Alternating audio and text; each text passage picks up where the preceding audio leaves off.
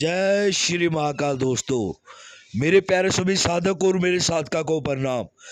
दोस्तों, अगर आपको मेरा चैनल अच्छा लगता है तो इसे लाइक करें, सब्सक्राइब करें और नीचे एक बेल का आइकन दिया गया उसको जरूर दबाएं। आज मैं आप लोगों के सामने एक बहुत जबरदस्त अनुभव लेके आ रहा हूं मेरे एक साधक का, जिन्होंने मां बंगलामुखी की साधना सिद्ध की है, बिल्कुल प्रत्यक्षीकरण। और सिद्ध करने के बाद उन्होंने ऐसे ऐसे कार्य करवाए हैं जो कि बिल्कुल असंभव थे।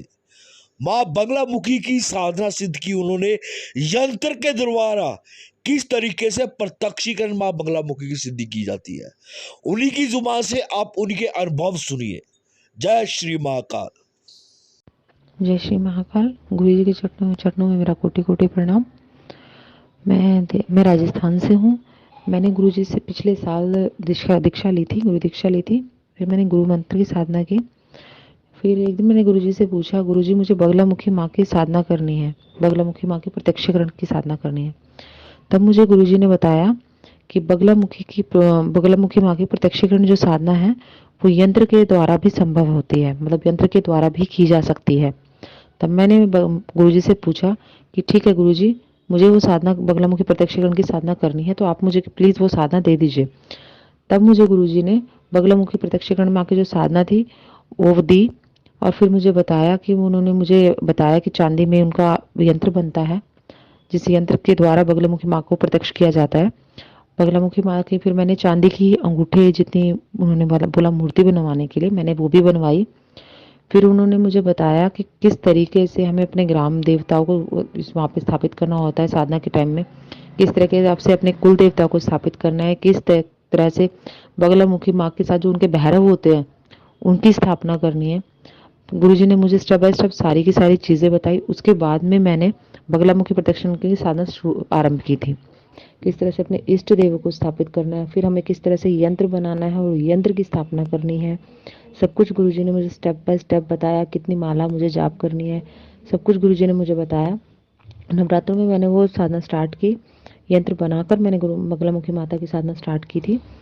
पहले दिन का अनुभव मेरा कुछ खास नहीं था, बस ये है कि मैं मंत्र जाप कर रही थी, मुझे अंदर से बहुत ज़्यादा सुकून मिल रहा था। मेरे बहुत अच्छे से मेरी साधना कंप्लीट हुई पहले दिन की।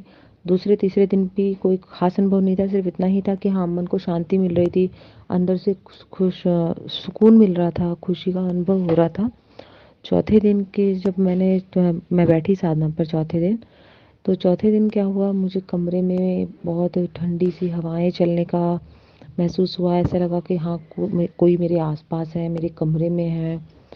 मैं ऑब्वियस सी बात है, मैं डर रही थी क्योंकि ऐसा मेरे साथ पहले कभी नहीं हुआ, क्योंकि सबसे पहले मैंने गुरु मंत्र किया था तो उसमें ऐसा कोई डर का अनुभव था ही नहीं। तो इसमें मुझे ऐसा कुछ लग रहा था।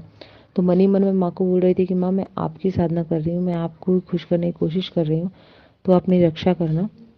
बाकी गुरुजी ने मुझे बताया था कि ऐसे ऐसे छोटे मोटे अनुभव होते हैं तो डरना नहीं है, अपनी साधना को बीच में नहीं छोड़ना है। फिर चौथे दिन भी मैंने साधना की, तो चौथे दिन भी ऐसा ही हुआ। जैसे जब मेरे रूम में खिड़कियां हैं उनका अचानक से बंद होना, चलना, हवाओं का चलना, छन छन की, जो पायल की बहुत तेज छन छन छन छन की आवाज़ें आना, ये सब कंटिन्यू हो रहा था। ये हुआ मेरा चौथे दिन। पांचवें दिन का भी अनुभव मेरा सेम ही था। पर हाँ, इतना था कि जब मैं साधना पूरी करके रात को लेटती थी तो मुझे सपने में माँ के दर्शन होते थे, जो मुझे पहले दिन से हो रहे थे। प्रत्यक्ष नहीं हुए थे, पर हाँ, सपने में माँ के दर्शन मुझे होता था कि हाँ, माँ मुझे आती हैं, दर्शन देती हैं।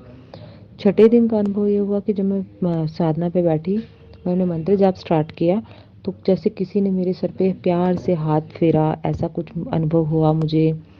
फिर सातवें दिन फिर ऐसा महसूस हुआ जैसे मेरे कमरे में कोई है, एक बच्ची, मतलब मुझे परछाई सी फील होती थी कि कोई बच्ची है मेरे आसपास, मेरे कमरे में, और उस पायल पहनी है उसने, वो चल रही है और बहुत तेज़ी से छन छन छन छन छन छन छन छन बहुत तेज़ी से आवाज़ आती थी। मैं बहुत डर भी गई थी। मैंने उसी टाइम गुरुजी को फ़ोन भी किया, मैंने गुरुजी को बताया। गुरुजी ने कहा कोई बात नहीं, डरो मत, अपनी साधना को कंटिन्यू रखो, इसको रोको मत। सातवें दिन भी यही हुआ। आठवें दिन भी एकदम से फिर, जैसे मैंने पहले बताया, पहले भी हुआ था मेरे साथ कि खिड़कियाँ बंद हो रही थी, खुल रही थी। फिर मैंने मन ही मन, मैंने मंत्र जाप था वो मेरा चालू रखा, मैंने से और गुरुजी के मन ही मन बोला कि मैं अब कर रही हूँ, तो मुझे बताओ बचाओ, मतलब कुछ मेरे साथ बुरा ना हो, सारी साधना मेरी अच्छे से कंप्लीट हो जाए। तो वैसा ही हुआ। 9वें दिन जिस दिन मेरा साधना का आखिरी दिन था, आखिरी दिन पे क्या हुआ, मुझे वो बच्ची जो मैं आप शुरू से मुझे दिख रही थी परछाई के रूप में, अब वो प्रत्यक्ष मुझे नज़र आ रही थी मेरे रूम में कि हाँ, मेरे पूजा के घर में कमरे में जहाँ मैं पूजा कर रही थी, जहाँ मैं साधना कर रही थी, वो बच्ची छोटी सी मुझे प्रत्यक्ष दिखाई दी कि वो बच्ची है मेरे आसपास।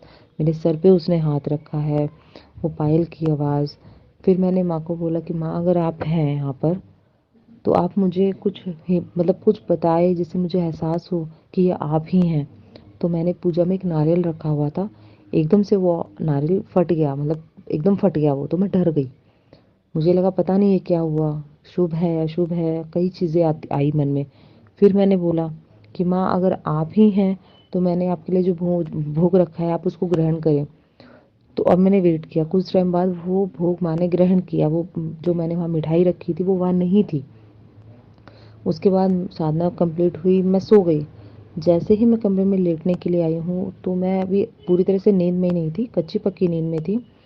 फिर सपने में मुझे माँ के दर्शन हुए।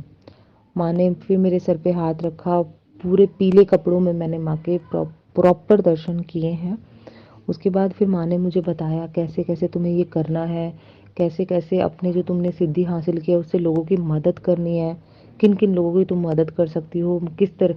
माँ ने मुझे एक गुप्त मंत्र भी दिया था कि ये गुप्त मंत्र है, ये सब तुम्हें कैसे कैसे करना है। तो मैं फटाफट उठी हूँ, तो क्यों मैं कच्ची पक्की नींद में थी, मैं तुरंत उठी, जब हड़बड़ा कर उठी हूँ। उठने के बाद फिर मैंने जो जो माँ ने मुझे बताया मैंने एक डायरी में नोट किया कि कहीं मैं भूल ना जाऊँ हड़बड़ी में। फिर मैंने गुरुजी को तुरंत फ़ोन किया कि गुरुजी मेरे साथ ऐसे ऐसे हुआ। गुरुजी ने बोला कोई बात नहीं, डरने की कोई बात नहीं है, तो आपकी सिद्धि पूरी हुई है, आपने साधना कंप्लीट कर ली है, तो इस वजह से माँ ने आपको दर्शन दिए। और जो माँ ने आपको मंत्र बताया है उस मंत्र को आप गुप्त ही रखें और उस मंत्र से आप लोगों की मदद करें। गुरुजी का बहुत बहुत धन्यवाद है, बहुत बहुत थैंक यू है कि उन्होंने इतनी अच्छी साधना मुझसे करवाई।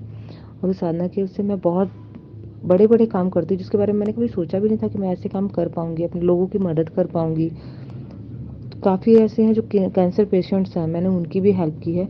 इवन मेरे पापा को खुद को कैंसर था। अब वो बहुत मतलब ये है कि मैंने उनके खुद का जो कैंसर था वो हाई लेवल पे था, लास्ट स्टेज थी उनकी, अब वो भी ठीक हो चुके हैं। और भी जिनके माँ मतलब जो लेडीज़ हैं जिनके बच्चे नहीं होते थे, उस साधना के जो मुझे गुप्त मंत्र माँ के द्वारा मिला था उसके उससे प्रभाव से वो भी हो रहा है। मेरे मेरे जो गांव में है जहाँ मैं रहती हूँ वहाँ आसपास के नहीं और बाहर के लोग भी मुझे जानते हैं, मेरी मेरी इज्जत होती है। ऑब्वियसली बात है, इज्जत पहले भी थी पर साधना के बाद लोगों की मदद करने के बाद वो और ज़्यादा बढ़ गई है। लोग आते हैं मेरे बारे में पूछते हैं, जिनको पता लगता है दूर दूर से वो आते हैं और जितना मुझसे बन पड़ता है मैं उनकी मदद करती हूँ। तो थैंक यू गुरुजी, आपने मुझे माँ की साधना कराई। और थैंक यू, मैं जितना आपको थैंक यू बोलूँ उतना कम है। और जय श्री महाकाल, मेरा यही अनुभव है।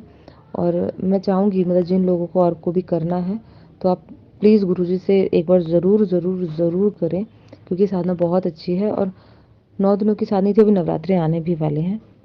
तो थैंक यू गुरुजी, जय श्री महाकाल।